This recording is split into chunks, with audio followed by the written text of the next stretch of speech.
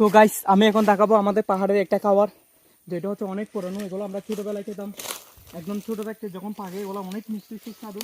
তো এটার সমস্যা আছে,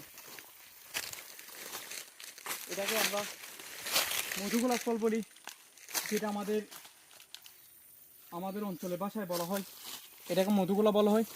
দেখেন এটা যদি যখন পাকে তখন এরকম হয়ে যায়, আর ভিতরে ছোটো ছোটো দানা আছে।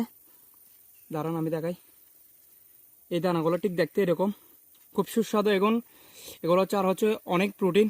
দেখেন এগুলো এভাবে খেতে হয়, অনেক মিষ্টি, খেতে খুব মজা, হালকা হালকা টকো। আর এগুলো যখন কাঁচা হয় আর হচ্ছে তাই এগুলো হালকা হালকা পাকতেছে, এগুলো কাঁচা, হালকা হালকা রং ধরছে। এগুলো কিন্তু মজা, আমার হাত থেকে পড়ে গেছে, সমস্যা নাই, আমি তুলে নিলাম।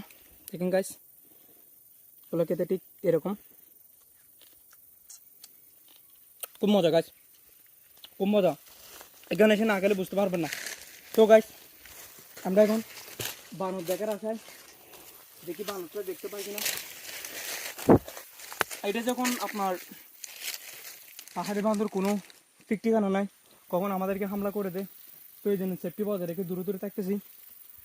আমাদের হাতে নিছি, দেখি দেখি কিনা। তো আশা করি এটার মধ্যেই আছে, দেখি ওকে